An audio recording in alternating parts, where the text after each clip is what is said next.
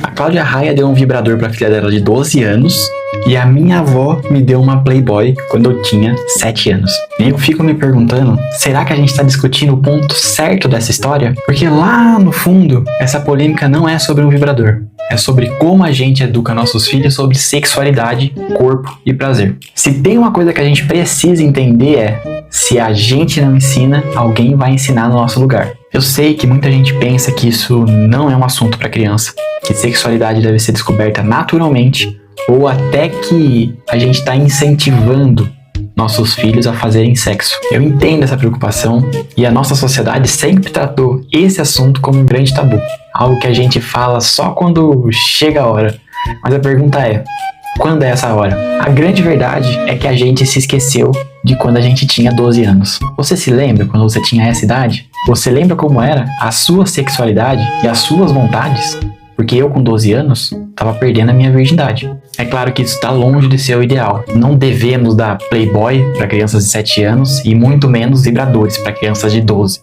Só que isso é um sintoma de uma culpa nossa. A gente que desde cedo adultiza as crianças e erotiza elas sem perceber. E quando elas crescem, a gente se assusta com esse resultado. Nossos filhos vão ter acesso à informação sobre o próprio corpo com ou sem a nossa ajuda.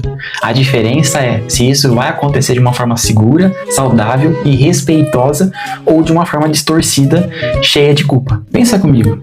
Se a gente tem coragem de ensinar desde cedo sobre higiene, por que quando o assunto é o próprio corpo, a gente se cala?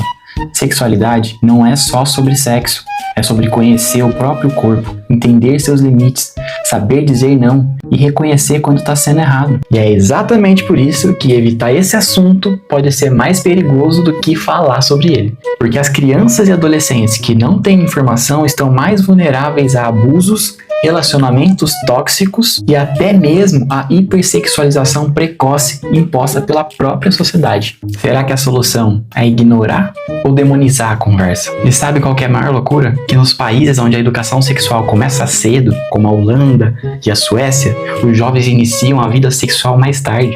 Tem menos gravidez na adolescência e menos caso de abuso, ou seja, conhecimento protege. O problema nunca foi ensinar, o problema é como ensinar. A gente não precisa entregar um vibrador para uma criança de 12 anos para falar sobre o corpo dela, mas também não dá para fingir que essa curiosidade não existe e deixar que ela aprenda sozinha pela internet, com amigos ou pior. Você acha que falar sobre prazer e corpo com as crianças e adolescentes é algo que os protege ou que os expõe? Porque no final das contas, se a gente não ensina, alguém ensina no nosso lugar.